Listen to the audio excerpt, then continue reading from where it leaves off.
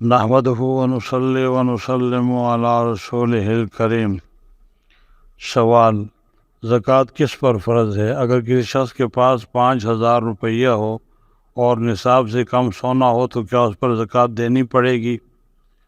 جواب: چونکہ 5,000 روپے اور سونا دونوں ملا کر 52.5 تولے چاندی کی مالیت سے زیادہ بن جاتے ہیں، اس لیے اس شخص پر زکوٰۃ فرض ہے۔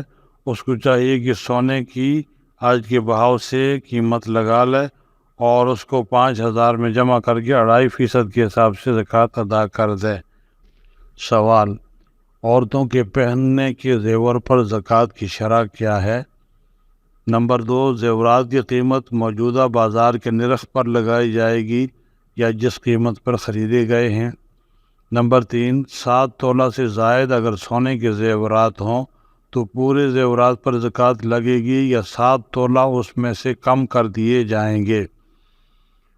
تو میرے بھائی اس کا جواب یہ ہے کہ سونے چاندی کے زیورات کی قیمت لگا کر 2.5% کے حساب سے زکوٰۃ ادا کی جائے۔ قیمت کا حساب زکوٰۃ واجب ہونے کے دن بازار کی قیمت سے ہوگا۔ پورے زیورات پر زکوٰۃ ہوگی، 7 تولے کم کر کے نہیں۔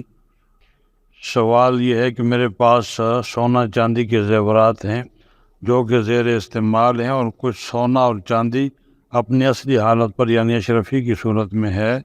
اب آیا زکوٰۃ دونوں اقسام کے سونا چاندی پر یا صرف اشرفی کی شکل کی سونے اور چاندی پر ہوگی؟ بعض لوگوں کا خیال ہے کہ زیر استعمال زیورات پر زکوٰۃ نہیں ہوتی اور وہ یہ کہتے ہیں کہ عرب لوگ جو ہے استعمال والے زیورات پر زکوٰۃ نہیں دیتے، اصل صورتحال سے مطلع فرمائیں۔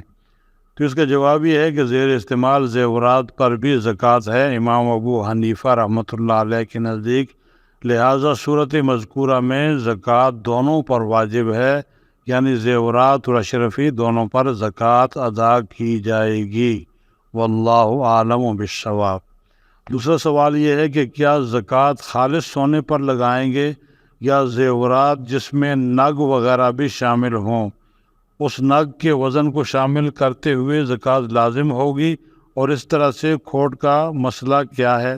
تو اس کا جواب یہ ہے کہ سونے میں جو نگ وغیرہ لگاتے ہیں ان پر زکوٰۃ نہیں، کیونکہ ان کو الگ کیا جا سکتا ہے۔ البتہ جو کھوٹ ملا دیتے ہیں وہ سونے کے وزن ہی میں شمار ہوگا۔ اس کھوٹ ملے سونے کی بازار میں جو قیمت ہوگی اس کے حساب سے زکوٰۃ ادا کی جائے گی۔ واللہ عالم